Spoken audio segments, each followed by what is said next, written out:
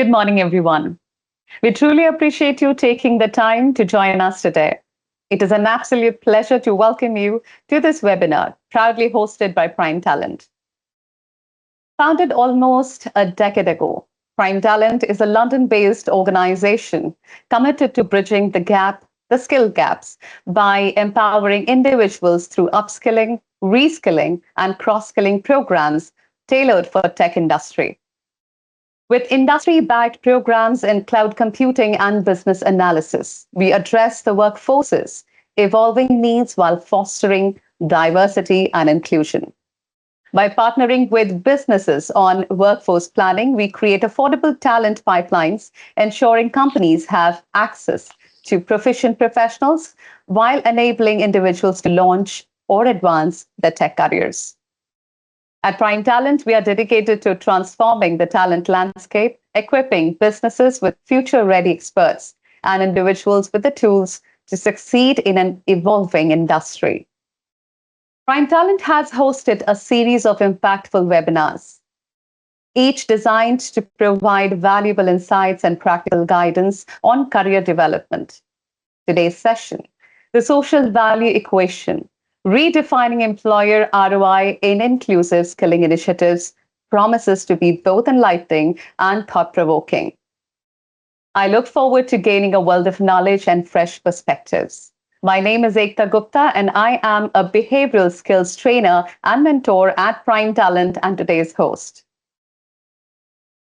Today's webinar covers employer return on investment in inclusive skilling, social value, in workforce development, and strategies to align public procurement and environmental, social, and governance, that is ESG goals. We will explore how inclusive hiring benefits businesses, how ROI is evolving in socially responsible employment, and the role of inclusive skilling evolving in long-term workforce sustainability. Additionally, we will discuss policy and funding trends shaping employer engagement in a social value initiatives. Please join me in welcoming Claire Spiller, a passionate advocate for social mobility, diversity, and inclusion. As the founder of the Cloud Crew CIC and Social Value Consortium, Claire is dedicated to bridging the gap between education and employment, empowering underrepresented communities to access careers in tech. With over 20 years in the tech industry, Claire shifted her focus to reskilling talent and creating accessible opportunities for the skilled professionals. Through the Cloud Crew CIC, she provides work experience, mentoring, employability training, etc., while the Social Value Consortium helps organizations efficiently fulfill social value commitments. Her work is driven by the ethos of meaningful collaboration and positive change. Hi, Claire. A warm welcome. Would you like to add something? Thank you, Ekta. Thank you for having me. And thank you for the lovely introduction as well. You've articulated my background and passions far more eloquently than I probably can. So thank you for that. I would just reinforce that my career has always been around reskilling and helping people reach their best potential possible. And my career so far and the businesses I've created have all been around that mission. As you said, my first part of my career was more in the commercial sector, so reskilling existing workforces into new technologies.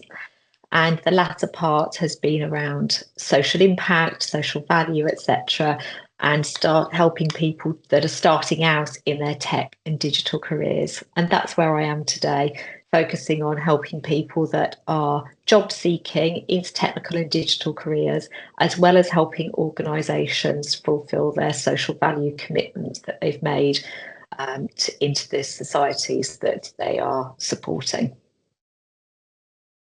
Thank you, Claire. Let's begin with the first question of the day. Though you have already given an idea, about what really motivated you, encouraged you. However, I would like to just make you add a little more. Your career trajectory, particularly the shift from 2 decades in commercial tech to tech for good, is truly inspiring. Could you delve deeper into the precise moment or a series of experiences within your enterprise tech roles that crystallized your conviction about the imperative of social impact in technology and spurred this significant career transition? Yeah, I mean, I was inspired by the people that I was supporting. So I think it's a cycle of inspiration, isn't it? Um, Look, I've always loved seeing people reach their potential, whether that's people in the workforce or people joining the workforce. When I first started out in my reskilling career, one of the first earliest projects I ran was a reskilling program for.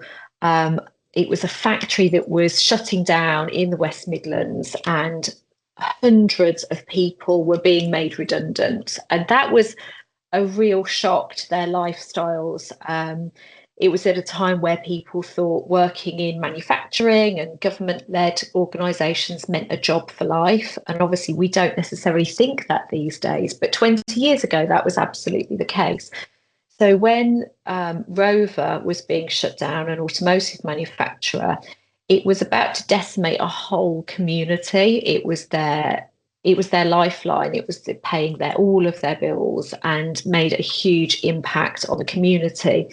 So the government stepped in and started to do a funded reskilling program for those that were being made redundant. And a lot of them were blue collar workers. So working incredibly hard shift patterns on what they called the line. So manufacturing car parts in quite a physical way compared to how it's done today.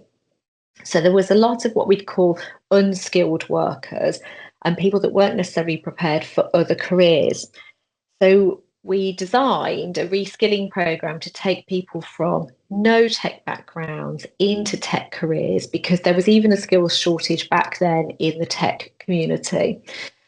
And I worked on that program for about 9 months. So that was a very hands-on program of going into the factory, inspiring people to say, hey, these jobs are for you. They're not just for somebody else out there. And then enticing people in, reskilling them and helping them connect to tech careers. And it was a really life-changing moment seeing the difference that people could make if push came to shove. So none of them would have given up those careers at Rover at the time to reskill, but they had to reinvent themselves. And what they actually needed was support and confidence. They were more than capable of reskilling and more than capable of launching new careers. And a lot of them were relatively young at the time as well. Starting a second career wasn't out of the question. And cut to 20 years later, one of the gentlemen that I reskilled through the Rover program actually came for a job interview with me. He recognised me straight away, and I took a bit more prompting. And he'd had an amazing career in tech, finishing the reskilling program, starting to work at an organisation called ITNet, then moving into their L&D department because he was so passionate about then reskilling others, and then becoming a trainer. So there was a real background there of how empowering a good program can be to an audience. So that really gave me a taste for that. I stayed in the commercial sector for a long time, but seeing lots of people reskilling themselves before finally realising that I could do more impactful work full time, which is what I did at AWS. It's truly remarkable. Thank you for sharing your journey, Claire. We know that you've had the unique privilege of building social impact programs across a vast Europe, the Middle East, Africa region, including collaboration with national ministries and local governments. Can you share a specific challenge you encountered in partnering with a governmental body to design and implement an inclusive reskilling program, and what key lessons emerged from those overcoming that hurdle? Yeah, I absolutely can. So, as you say, in my last permanent role as an employee, I worked on the AWS Restart program, working across the EMEA region. So, lots of different governments across Europe, Middle East, and Africa. It taught me quite a lot, actually. So, there were lots of synergies and also some subtle differences as well. So, what I would say is the digital skills gap affects everybody everywhere. It's a real opportunity for communities to be able to thrive if they get the reskilling part of digital skills right. And that's recognised globally. So that's the first thing I'd say. And then, of course, governments are keen to address this because it will increase productivity, which then helps the economy. How they address it is quite similar. So everybody recognises that it's not something you can do alone with one partner. It's a really big effort that's needed through training organisations, through community-led organisations, and then at a policy level as well. So the way it tends to work is that governments make calls, so they open up opportunities for people to then respond to activities that they want to drive. Now, that can be a challenge for people responding to it because working in the industry, you will know we kind of know over time and from feedback sessions what good looks like, how we can transform that workforce. And that's not always the case of the way that we're asked to respond to things. So I think working with governments and with ministries to re-educate and realign what we're suggesting can be a challenge. But most are open to that, especially if there's data to back it up.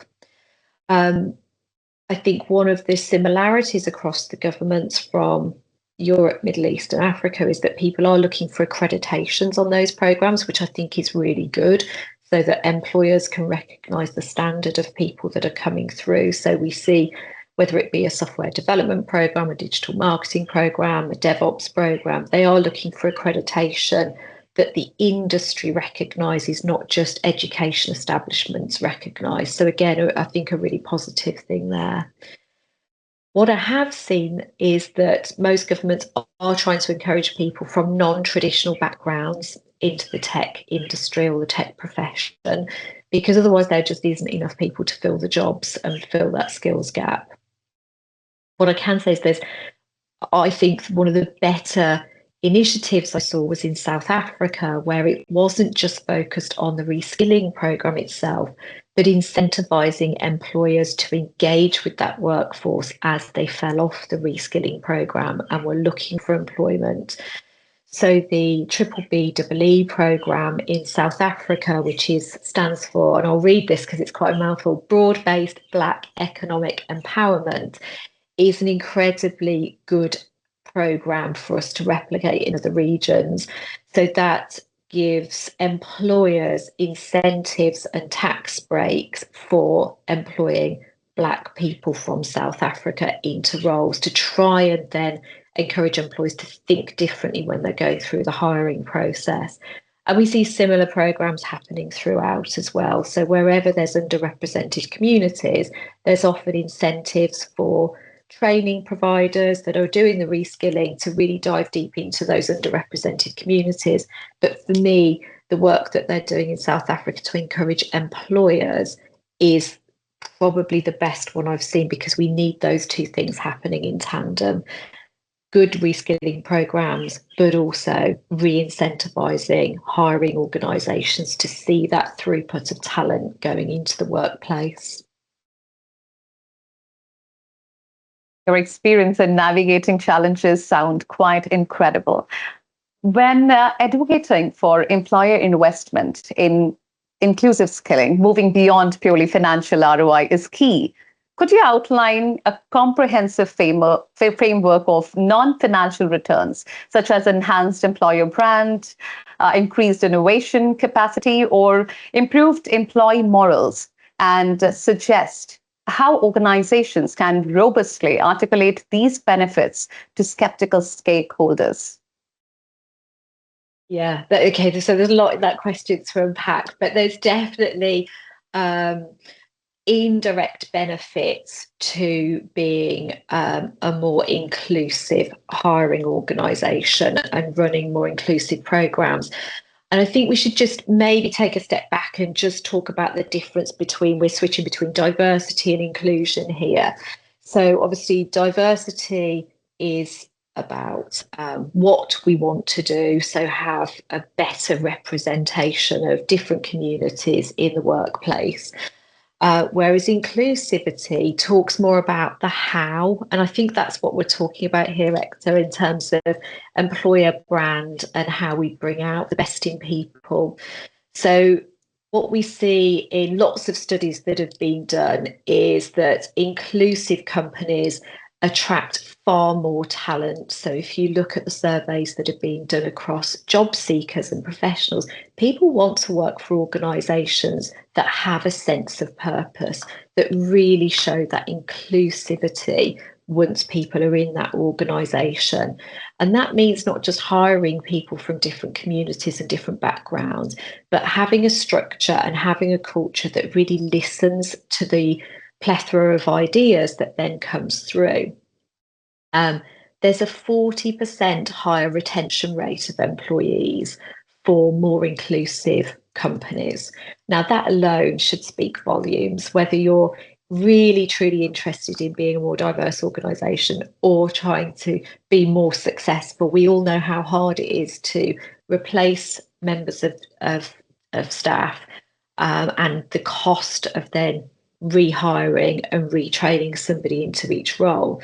40% higher retention rate is significant to the bottom line and speed of hiring.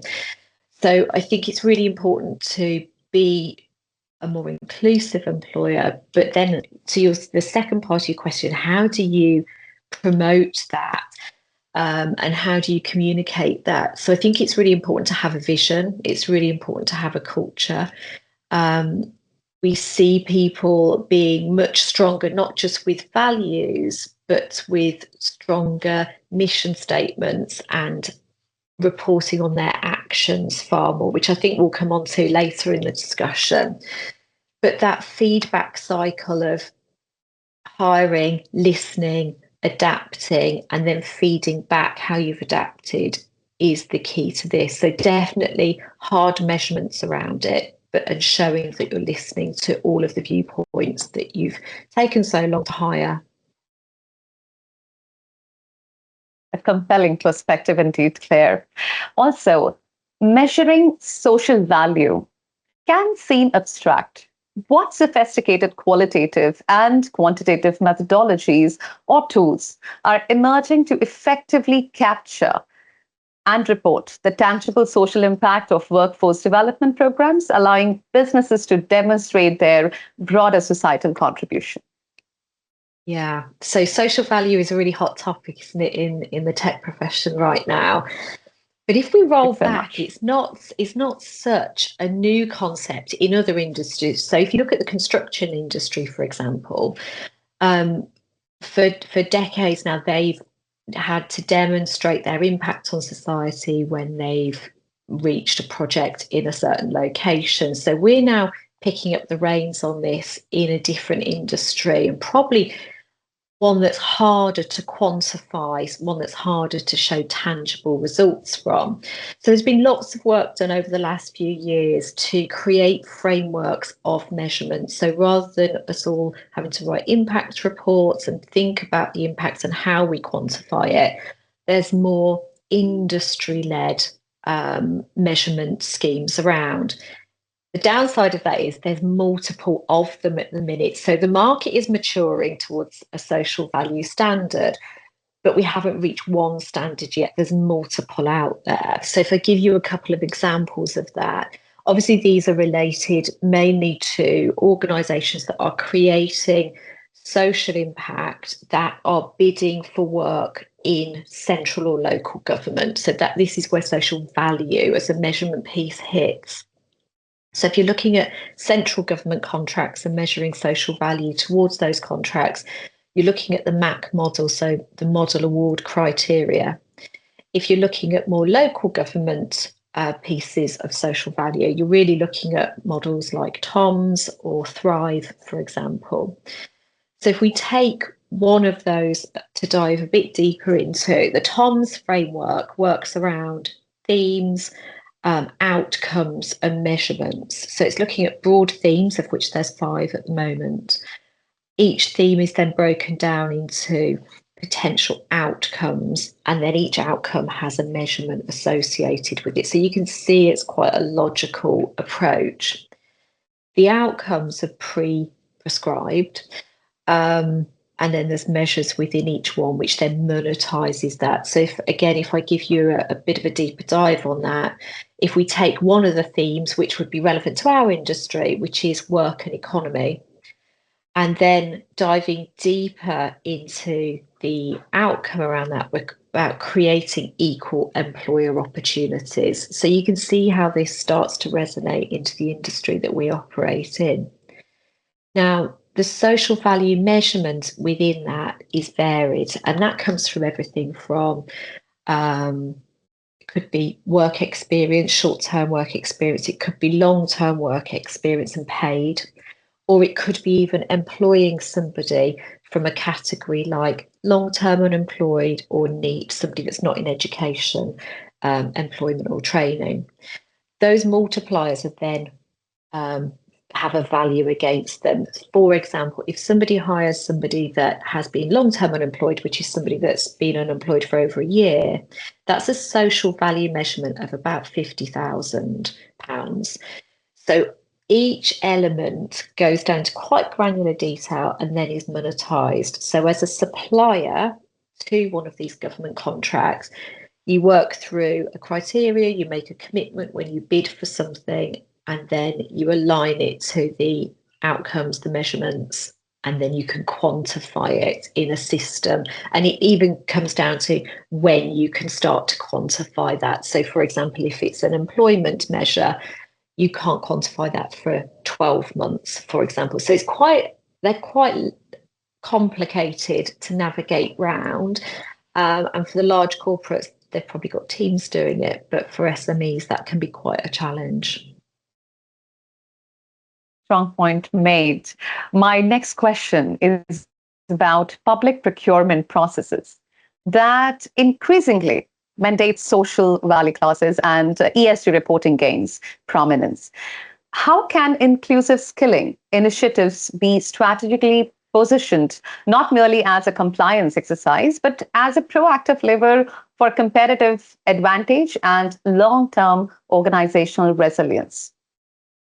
Yeah, so I think we've kind of started to touch on this, haven't we, with the discussion around social value. And this is where the competitive advantage is absolutely measured. So social value scoring on public sector contracts equates to now up to 30% of the scoring criteria of a proposal. So that's a significant amount. So you could put in the best technical strategy with the most cost-effective solution.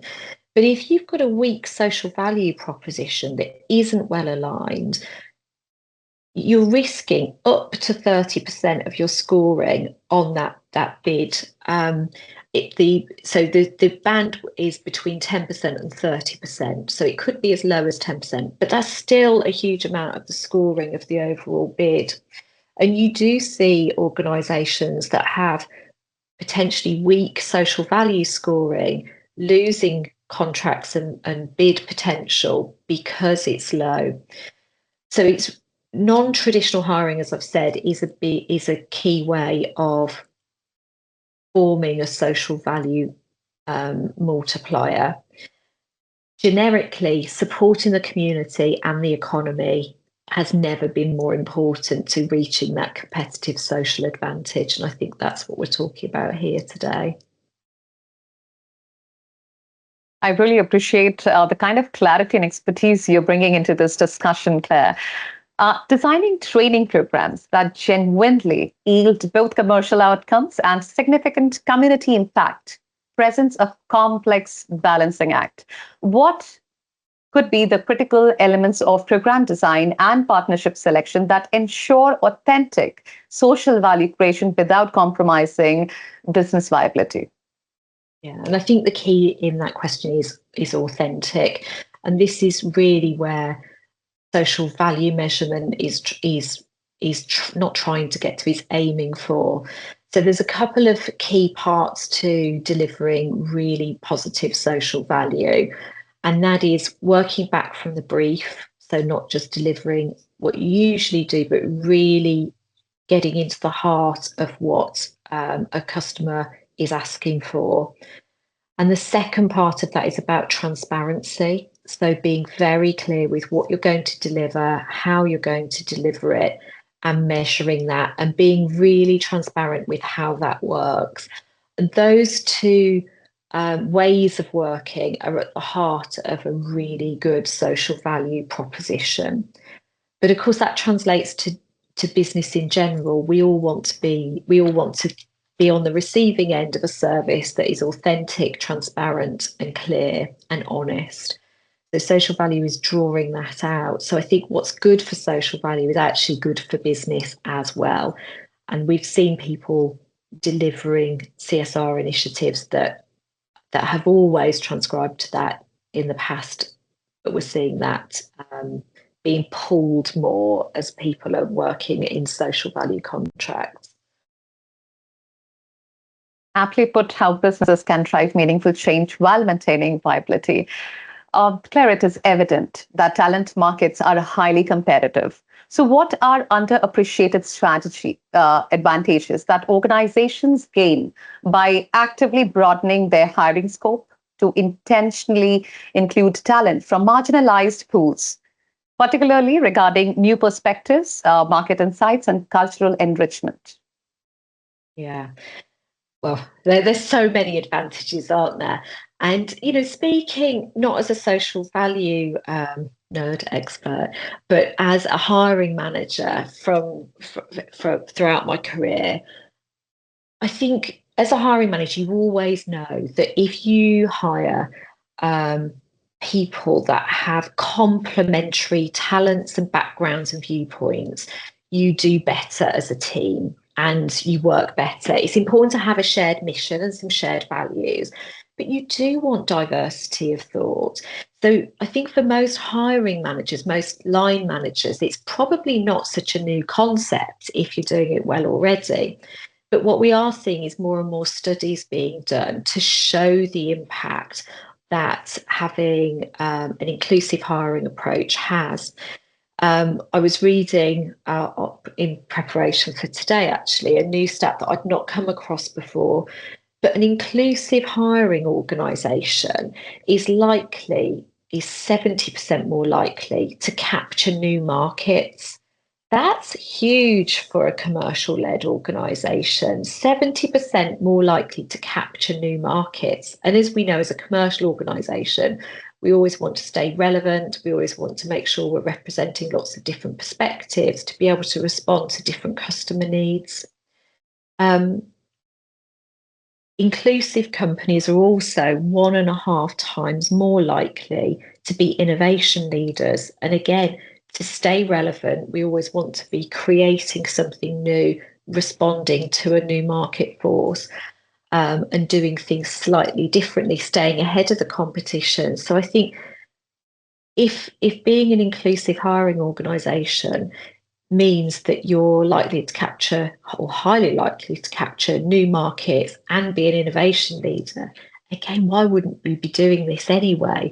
So we're lucky, I think, that there's so many studies that have been done that measure this, that reinforce that this is the right way to move forward, not just because it's the right thing to do, but because it does give us commercial advantage as well.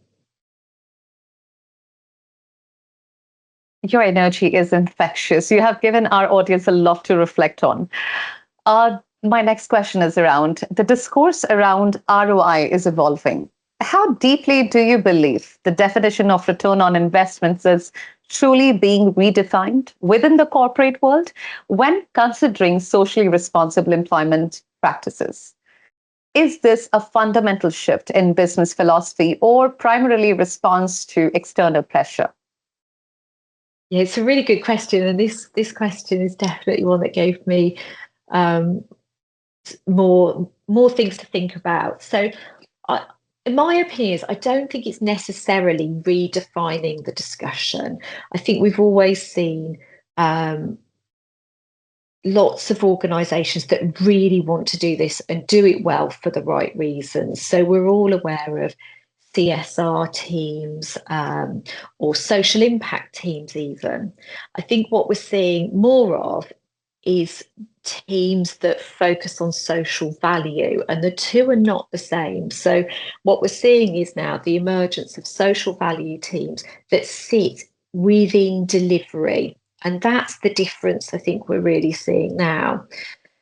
I think there's a real debate over whether bringing in social value as, let's face it, a bit of a stick to make people respond more to social impact in the community, is it really driving additionality? So what I mean by that is, are the companies that have already been delivering CSR initiatives and social impact initiatives at scale and putting their own investment into that, is the stick of social value really delivering absolutely everything against those commitments as net new delivery?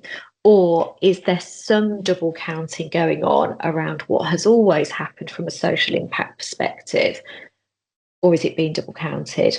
Now, I don't think either is necessarily a bad thing. I think it's just, we should recognise that I think there is some of that happening, and should policy change to prevent that happening? And there's probably some responsibility there from government contracts to benchmark what people are doing before they start bidding and making commitments.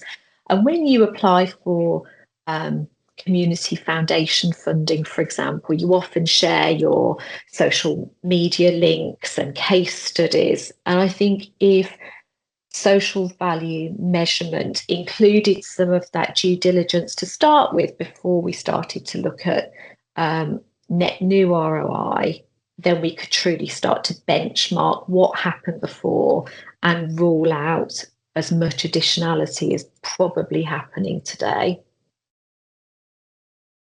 Your insight adds depth to the discussion in the context of rapid technological disruption and demographic shifts. How fundamentally important are inclusive skilling initiatives to ensuring the long-term sustainability and adaptability to an organization's workforce, extending beyond immediate skills needs to future-proofing talent? Yeah, and I think the key word there for me, Ekta, is adaptability. And I think that's where we're all starting to realise that the workforce needs to be adaptable. We've spoken about agile in the past in a more kind of framework way of working, but if we use the word in terms of so the generic term, workforces do need to be agile and adaptive. If you look at the World Economic Forum's reports of the future of the workforce, they highlight the need for generic soft skills, interpersonal skills that are needed, not just now, but in the future. And I think this is where we need to look at in terms of workforce development. Technology is moving at such a rapid pace, and we obviously can't have a discussion without mentioning AI. So if you look at the rapid change of the workforce needs with new technologies coming in all of the time, what isn't changing is the softer skills that we need. So we need people to be able to be adaptable, to learn constantly, to be okay with change, so to be more resilient, to be comfortable with trying new things, failing, and then regrouping, and knowing that that's actually a strength and not a weakness. We're seeing more need for creativity, for collaboration skills, for innovative approaches. So I think the future of the workforce and the skills gap needs to be focused more on those generic softer skills and building those, and then layering the technology on top.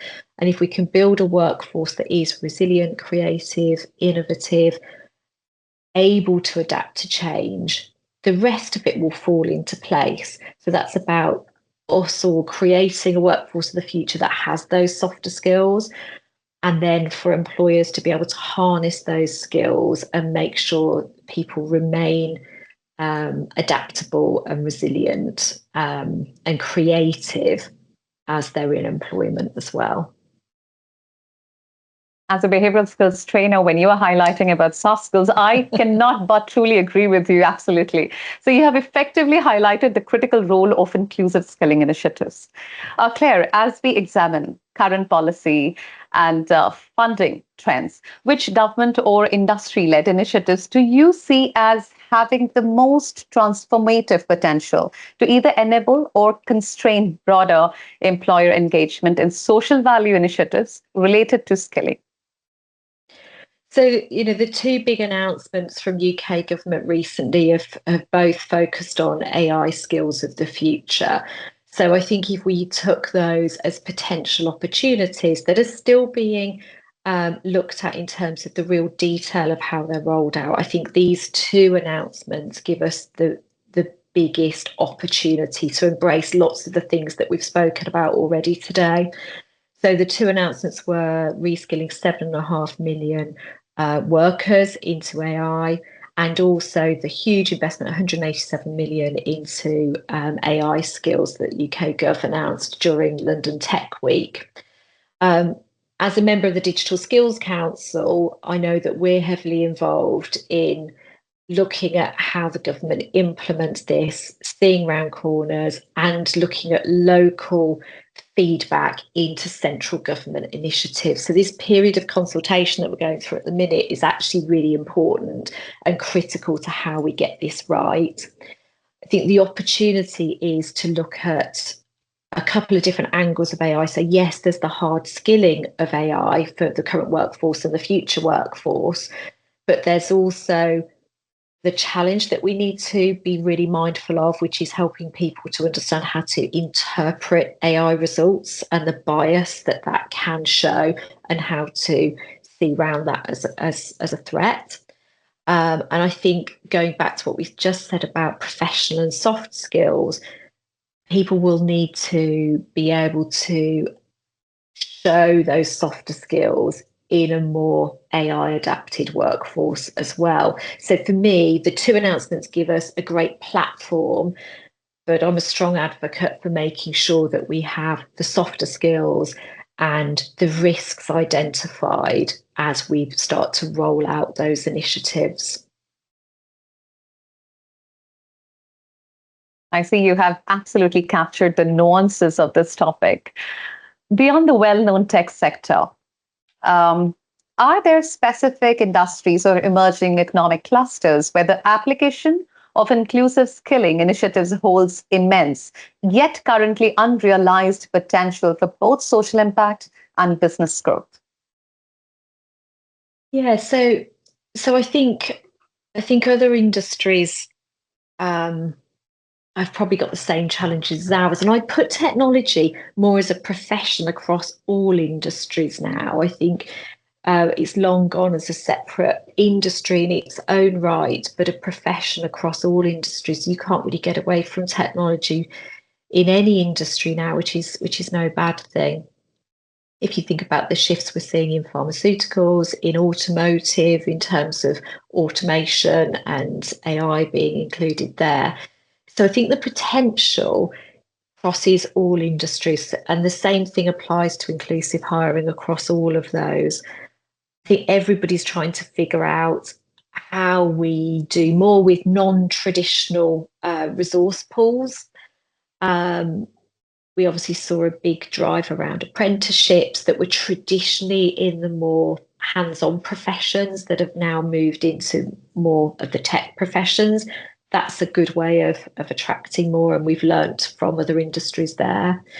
We're also seeing Skills England drive more of a concerted effort to bring together the tech industry in the same way that the manufacturing and construction industries have done in the past, with lots of organisations coming together to form thought leadership and then to move the profession forward. So I think we're learning from different industries in that way, and we're starting to see a more joined up effort going forward, which is a good thing. That's engaging and truly commendable. It's often asserted that diversity drives innovation and improves culture. What concrete methods or indicators can organizations employ to effectively measure the direct correlation between their inclusive skilling, investments, and improvements in innovation pipelines, problem-solving capabilities, or overall employee well-being. Yeah. So I think this goes back to what we were saying earlier, that there's no quick fix to this, and it is about measurement over time. So I think the first thing to acknowledge is that diversity and inclusion needs to go hand in hand. So a cultural shift within organisations. And then I think it's really important to think about what you're trying to achieve upfront before you start those initiatives. So have that end measure, that end impact measurement insights before you start the initiatives. And then obviously you've called out that this is always going to be a correlation rather than a direct impact measurement. And I think the key to showing a correlation is gradual measurement over time. So in terms of employee well-being, for example, that's about measuring employees' health and satisfaction and emotional connection to the business on a regular basis, and adapting those feedback loops and the culture in the organisation on a gradual basis, always reporting back what's being done, how it's being done, and why it's being done, and then continually measuring. And that will be a continuous piece of work because we all change, the environment changes over time, and people's thoughts will change about an organisation in terms of the longevity of their employment, for example, and the different makeup of their teams. So I think well-being is a continuous measurement. When we look at the overall benefits, so if we talk about more inclusive cultures leading to a much better penetration of new markets, that's obviously going to be a correlation, but also a correlation over time. So I think it's important to measure the mix of diversity in an organisation, measure that over time, and then measure things like growing into new markets, being how many new innovations have come out that are industry recognised over time. The key is looking at those endpoint measurements, working back from them, and then putting in interim measurements towards that building block, because it won't be a quick fix. But to prove that correlation, it's definitely something you need to do incremental measurement of over time. Such a compelling breakdown. Coming to my next question, how do inclusive skilling programs specifically equip individuals, and by extension, the organization that employ them, with the adaptable skills and mindset necessary to navigate and thrive amidst accelerating technological change and evolving job landscapes? Yeah. So we spoke earlier, didn't we, about hiring well for those soft skills up front, so adaptability, innovation. So I think the important thing is to hire well, not just on technical attributes, but softer skills as well, but also to be that true inclusive organisation that then harnesses those attributes that you've hired in well, and to keep them fresh over time.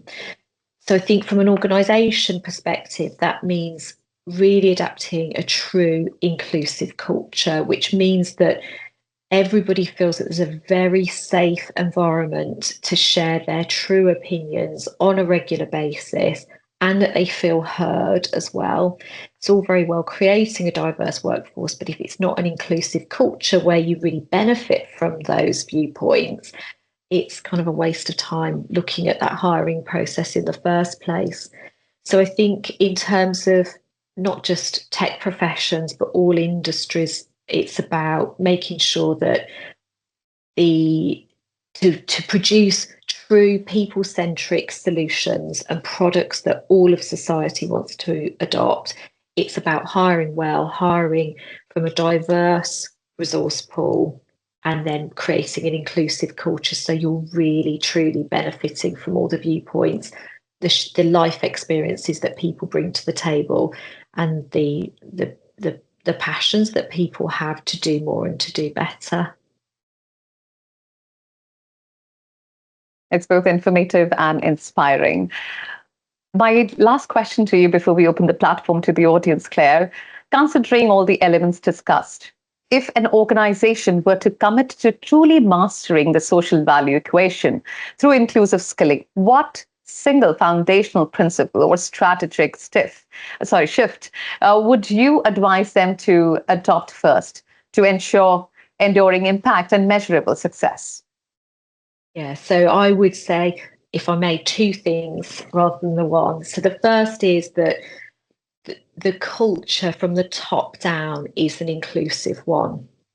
I think that's really important, that everybody feels that they have a safe environment to be authentic, which is my second point, all of the time in every situation. So I think employing a really inclusive culture from the top down is incredibly important. And I think the second thing is that it's authentic, that it's honest, it's transparent, and that people feel that what they say is heard. So for me, that's the rhythm that needs to happen. It should definitely be top down, and it should definitely be authentic. That was exceptional. All of the conversation, the discussion. Claire, this conversation has been an incredible deep dive into the transformative power of inclusive skilling and social value. As we approach to the final segment, let's shift the focus to our audience. It's time to explore their questions, spark new insights, and keep this engaging conversation alive.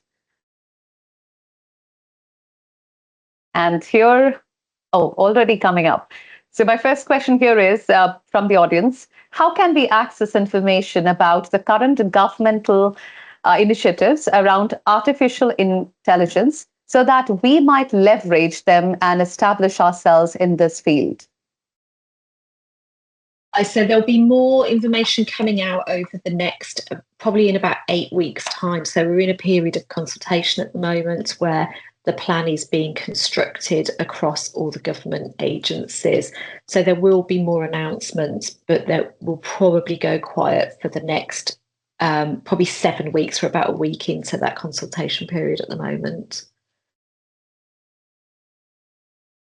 Then we have, hi Claire, I was part of AW's Restart cohort of 2021 with Prime Talent. When you were in charge of the program, I can't stress enough how grateful I am for the outcome of this program.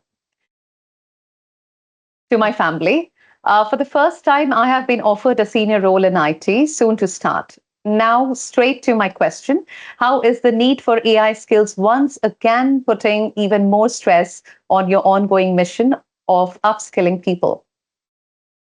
Well, thank you for the kind words, and congratulations as well. They're the best stories to hear, aren't they, of people coming through reskilling programs and having successful, fulfilling careers. So first of all, congratulations. I would say I wasn't just at the helm of Restart. So I looked after the EMEA region, and I had an awesome team that backed me as well. So it was definitely a team effort, but thank you for the kind words. How is AI putting stress on it? I don't think it is putting a stress on it. I think it's another opportunity. I think the opportunities that AI offers for people will be incredible. It levels the playing field again. So for job seekers, they're not up against people that have used a technology for the last 20, 30 years. Whilst AI is not quite as new as everyone's led to believe, there's not a huge workforce with experience of AI. So I actually see it as an opportunity rather than a challenge. With the work that I'm doing with the Cloud Crew community at the minute, we've started an AI accelerator so people can learn more, they can get some hands-on projects around it, and they can start to show employers how they can enter the workforce as a new to tech person, but with AI experience already. So I actually think it levels the playing field a little bit. I think you're up against people that haven't got decades of experience in the technology, so you can level up quite quickly. Fantastic. The next question is, hey everyone, Michael here, Talent Acquisition Manager. We are seeing a lot of great talent and from these diverse training paths, but getting them fully integrated can be tricky. what are the solid practical ways HR teams can make that transition smooth and ensure these folks actually stick around and grow with us long term? Yeah, it's part of the challenge, isn't it? It's not just a challenge of finding a great talent pool, but harnessing their strengths as they come in could be the other challenge. So I think a few things for me. First of all, hiring multiple people at the same time from similar situations really helps. We all like to find our tribe at work and feel that we belong. So, first of all, Michael, I'd say hiring multiple people from a similar situation at once really helps, because then they feel that they've got their own tribe to grow with. And then the power of mentoring and sponsorship is incredible. So, as we've spoken about during the discussion, being inclusive means that people feel heard, and the difference that a sponsor can make to a female hire or somebody from an underrepresented background can make a significant difference. They feel more heard, but their ideas are 4 times more likely to be implemented if they have a strong sponsor that's already well regarded in the organisation. So I would say that network around them is the most important thing you can do once you've hired somebody from a non-traditional talent pool. What an impactful advice. Thank you, Claire. The next question, we have a lot coming in. So, hi, I'm Claire, an HR business partner. DEI is huge for us now. How can HR leaders genuinely get everyone on board, even the top executives, to clearly or really emit inclusive skilling into our core talent strategy, not just have it as a side project? Yeah. Well, I'm pleased to hear we've still got a D&I challenge, or people addressing that challenge, because we've seen in some of the organisations, especially from the US, that that's becoming devalued as an importance. So it's encouraging to hear that we've still got people championing D&I in organisations. I think any cultural change or any behavioural change is difficult, and it does take time. So with anything, it's about positive reinforcing. So I would share lots of articles on a continuous basis that reinforce the opinion that we know that championing diversity, inclusion, and equity is really important, not just because it's the right thing to do, but because it helps the bottom line as well.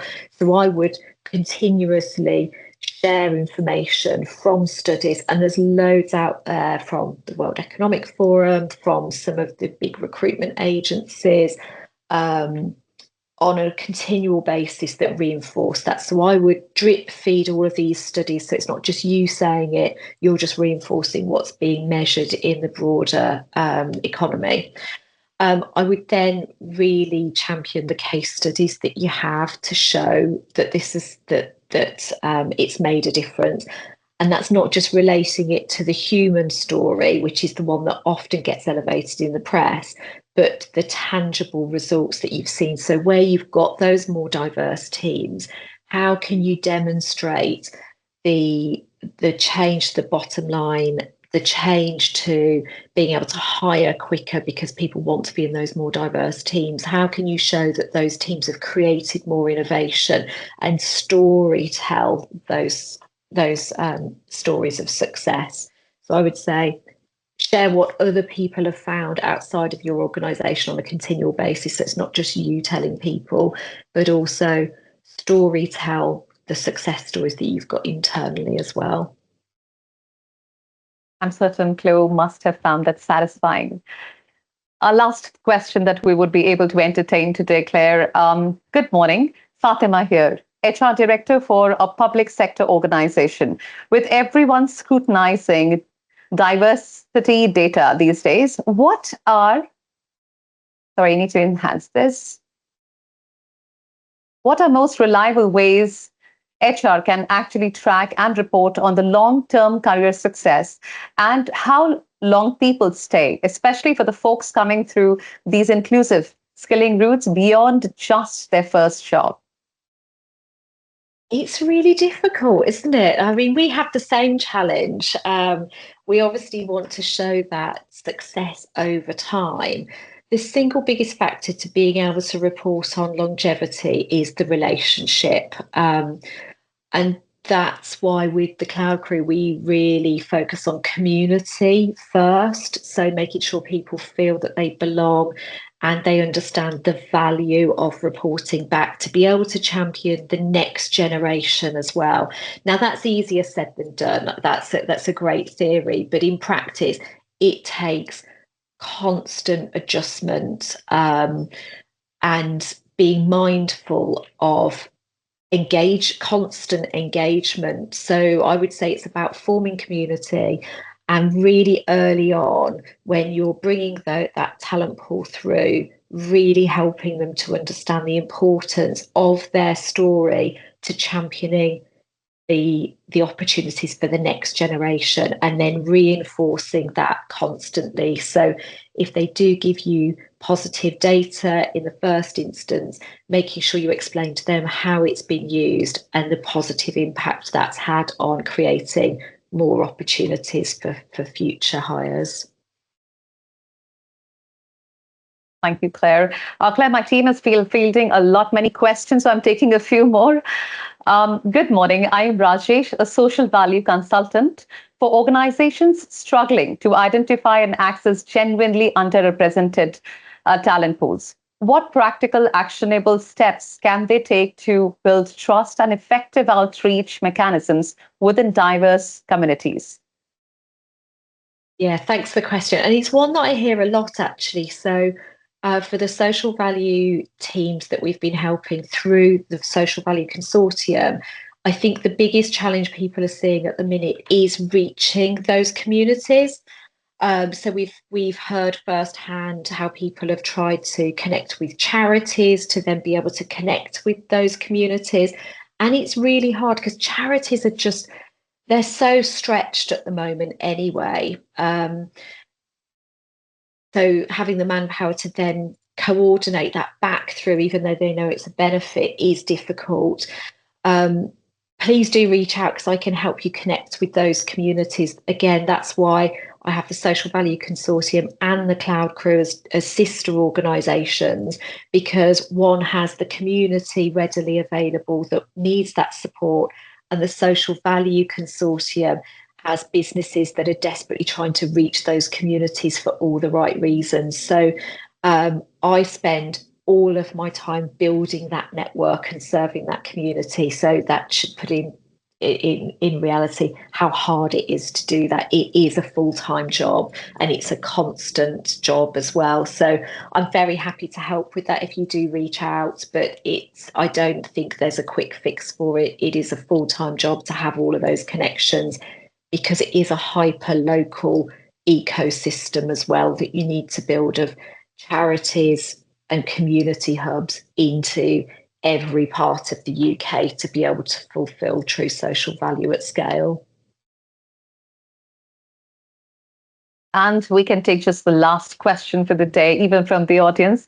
Please, is it possible for you and your team to partner with a country such as Nigeria to replicate this model AWS Restart as to get the younger generation on board as it is done in the UK? So obviously, just to be clear, I'm not here to represent Restart today. I'm no longer working on that project. But what I can tell you is during my time there, we did have a successful deployment in Nigeria. So we worked with Edo Jobs, and there was another one as well in Nigeria off the top of my head. But Edo Jobs in Edo State was implemented and had been for 3.5 years. It was one of the first collaborating organisations I took on in that region. So it is happening in Nigeria. It is successful. It can always be scaled to reach more people, of course, but it was already reaching hundreds of people a year just in Nigeria. Absolutely, Claire. As we reflect on everything discussed from employee investment, workforce adaptability, and measuring social value, it's clear the mastering the social value equation requires more than intent. It demands a fundamental shift in mindset and execution. Claire, we at Prime Talent sincerely thank you for you generously sharing your time, knowledge, expertise, and valuable insight with us today. Thank you for the questions, Hector. They've been really, they've given me lots of food for thought as well. So I've really enjoyed researching and responding to them. And I know we're short on time today. So if anybody has any more questions, I'm very happy to connect on LinkedIn and to answer more questions. So the opportunity is there. I love talking to people around these topics. And the reason the Social Value Consortium exists is because I genuinely believe if we join together, we can force multiply and we can actually do a lot more by working together. So I'd love to hear from more people through LinkedIn is probably the easiest way to connect. To agree. To our audience, we truly appreciate your engagement and curiosity. If you have further questions or thoughts, please don't hesitate to get in touch with us at info@primetalent.com. We apologize if we couldn't get to everyone's question during the session. Feel free to email us and we will be sure to follow up. For more questions and more information about our work and upcoming initiatives, visit www.primetalent.com. Thank you once again and have a lovely day ahead. Thank you. Thank you, Claire. Thank you. Bye-bye.